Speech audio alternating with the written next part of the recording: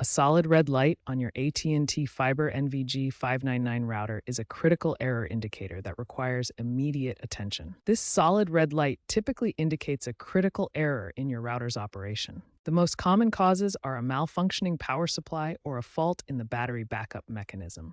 However, recent reports from early 2025 indicate that sometimes this red light can be a firmware bug, with internet still working normally.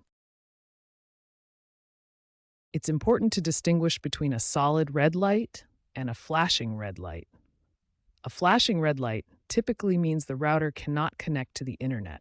Before troubleshooting, always check AT&T's outage page or mobile app to rule out widespread service disruptions in your area. Be aware of potential equipment upgrade scams.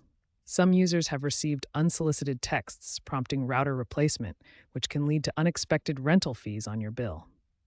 Remember, a solid red light indicates a critical error that needs attention, but always check for outages first and be cautious of unsolicited upgrade offers. When your AT&T fiber router shows a solid red light, follow these systematic troubleshooting steps to resolve the issue. Step 1. Check all cable connections.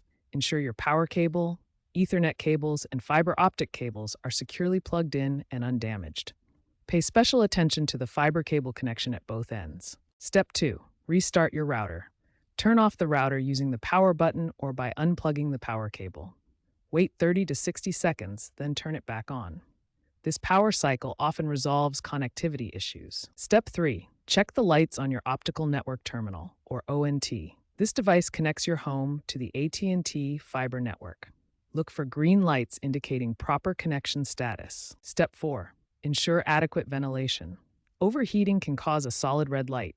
Make sure your router has proper airflow, especially from the bottom, and is not placed on carpet or soft surfaces. Step 5. If previous steps don't work, perform a factory reset. Hold the reset button on the back of your router for about 10 seconds. Note that you'll need to reconfigure all your settings afterward. Step 6. Check for firmware updates.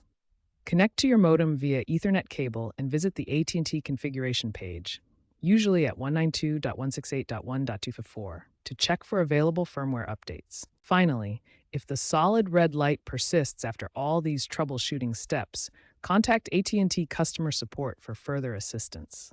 They can run additional diagnostics and may need to replace your equipment. Following these systematic troubleshooting steps should resolve most solid red light issues with your AT&T fiber router.